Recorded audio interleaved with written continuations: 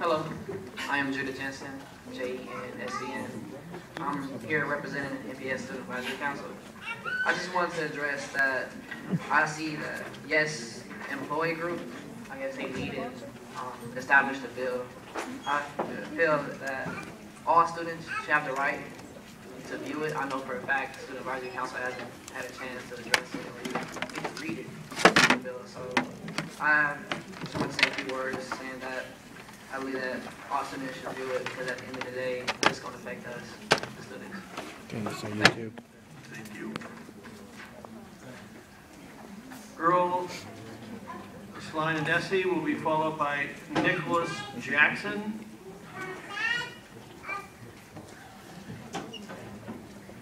Nicholas Jackson should come up to the microphone so that we're not waiting between speakers.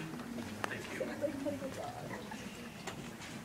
Okay, my name is Earl Sly Landasi, and I'm just down here because I hear Could you spell your last name, sir?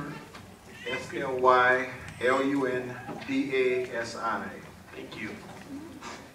As a taxpayer and a former student, and I see these new things coming about, I'm down here just out of curiosity to see where these kids are going with this bill.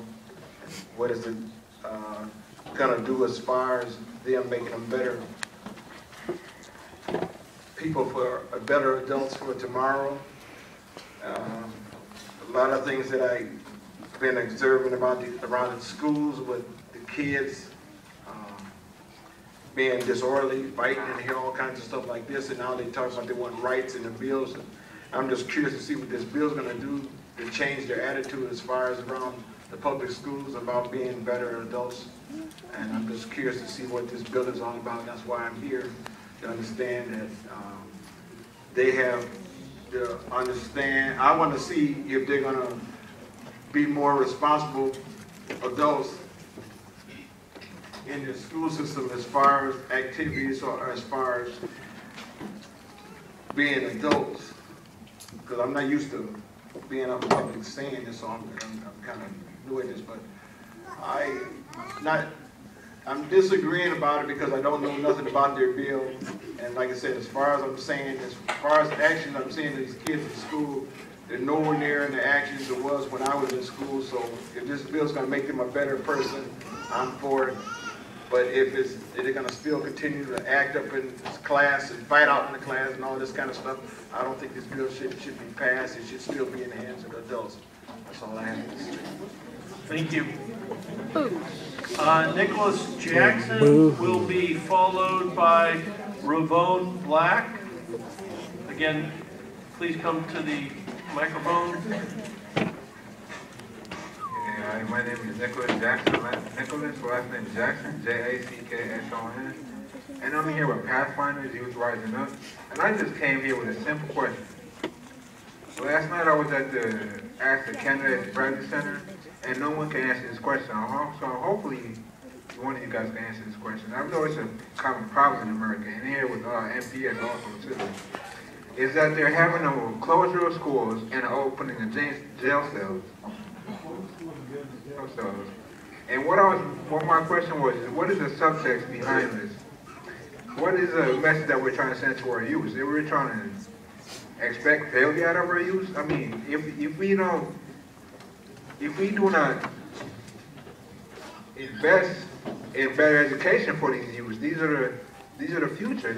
That's who's going to be the future doctors, lawyers, cops, and everything else. If we don't invest in better education for them, what are we going to expect?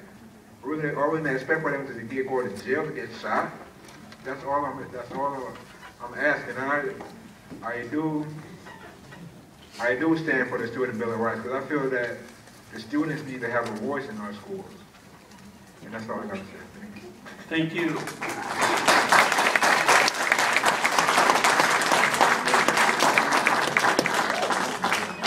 Ravone Black will be followed by Sean Orr, and I would ask all speakers at some point during your testimony to indicate whether you support or do not support the item. Thank you. My name is Ravone Black, and I'm with Pathfinders too. And I just want to address that, like, at a lot of schools, I don't think we're being treated equally, because, like, in my school, like, a lot of girls wear, like, PJs and stuff, and then, like, when, like, one of us boys come to school wearing PJs, oh, you know, change, or something like that. We just never get treated equally. And I think we should get, like, better special ed teachers, more help, classrooms. And the security, like, they too hard on kids. They always be, like, manhandling us, like, for no apparent reason. Like, why are you touching me? Like, they always do that. At a lot of schools, like, they don't even need to. They just always manhandling a lot of kids. Thank you. Thank you.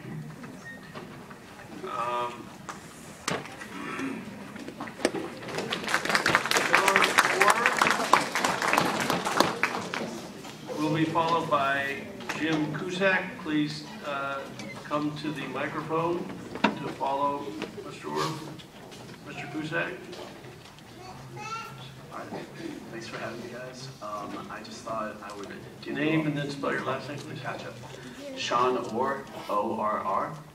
I'm one of the college organizers with Youth Empowering the Struggle, and I've been a part of this process to get this Bill of Rights since day one. And I thought I'd just give you guys a little bit of background about how this actually happened. This isn't just YES, this is the students of MPS. We hand out over 1,000 surveys in about 10 schools in the MPS system.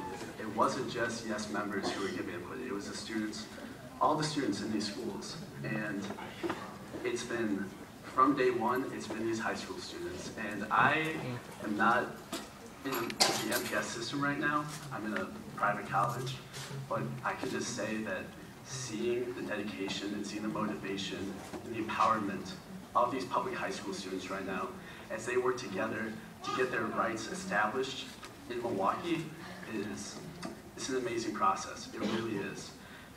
And I mean, I can't fathom this being something other than just the students. It's not YES, it's not any specific organization, it's the students. It's the students' voice, it's the students' demand for their power and the demand for their rights. And I just thought I'd like to clarify that for all of you. So, thank you.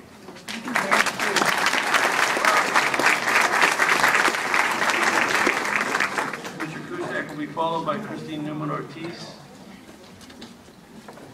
Jim Cusack, C-U-S-A-C-K.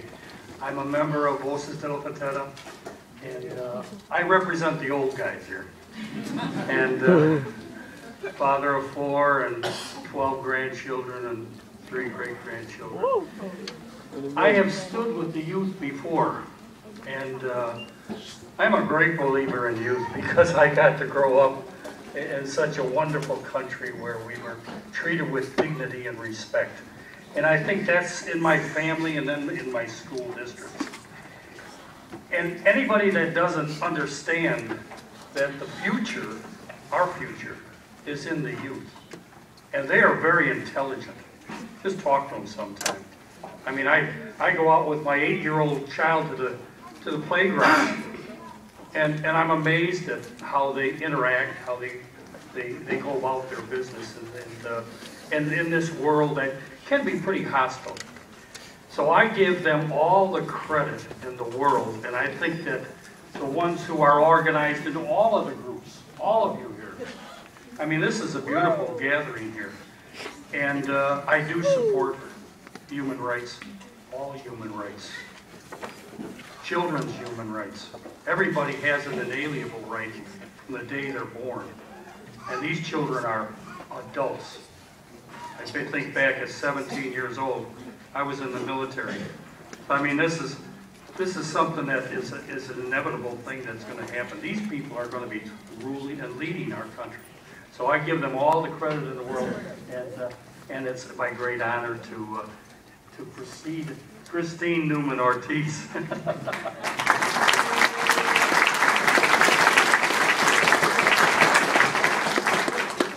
Christine Newman-Ortiz, Director of Voces De La Frontera, which is the youth, which is the organization of which Youth Empowered in the Struggle is the youth arm of.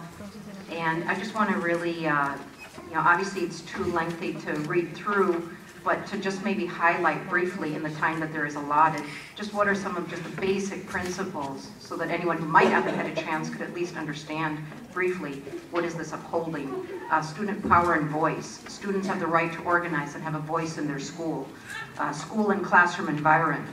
Students have the right to a reasonable class size where the teacher can give adequate attention to each and every student. Bilingual education. Students have the right to learn 2 languages, including their home language. Freedom from discrimination. Students have the right to freedom from all forms of discrimination. This includes, but is not limited to, discrimination based on ethnicity, class, sex, disability, pregnancy, religion, native language, sexual orientation, gender expression, housing status, self-expression, or immigration status. Security and discipline. Every student has the right to a school environment in which they feel safe. Life after schools. All students have the right to qualified staff who will assist them through their college application process and encourage them to attain a post-secondary education.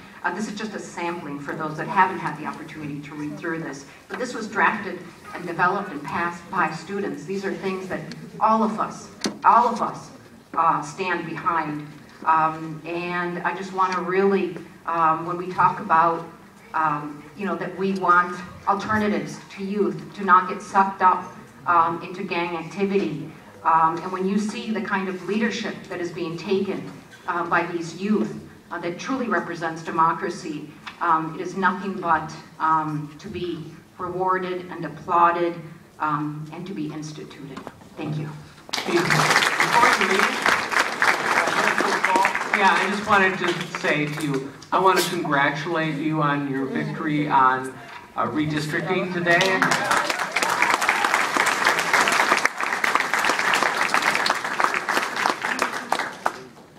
Thank you. Our next speaker will be Primitivo Torres, followed by Francisca Meros.